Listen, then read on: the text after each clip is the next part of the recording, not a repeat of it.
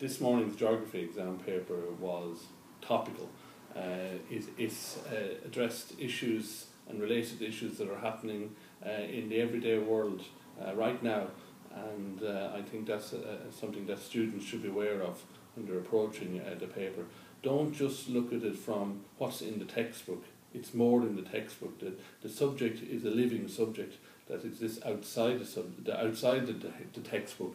So when you're looking through the paper, the short questions are challenging, and you're on the spot. You have to know it or you don't know it, but it does test your basic knowledge. So you should always examine yourself to see can you answer those questions. Physical geography, that section, well, some of the old favourites are there, as usual. Landform development, which would please most students, obviously. But the other topics that would regularly appear also appeared again, such as human interaction with surface processes.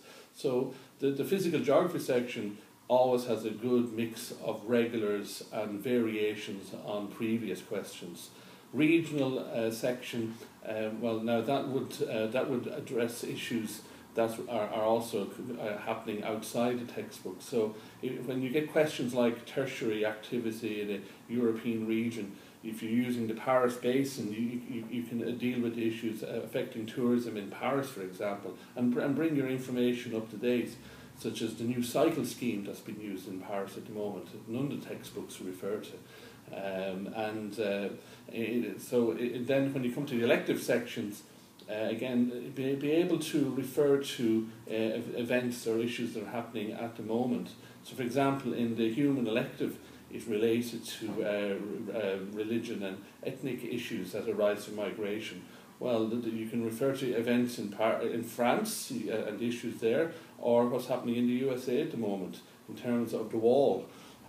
So don't be afraid to go outside what you read in the textbook, related to examples that you can draw on that have happened in the last year.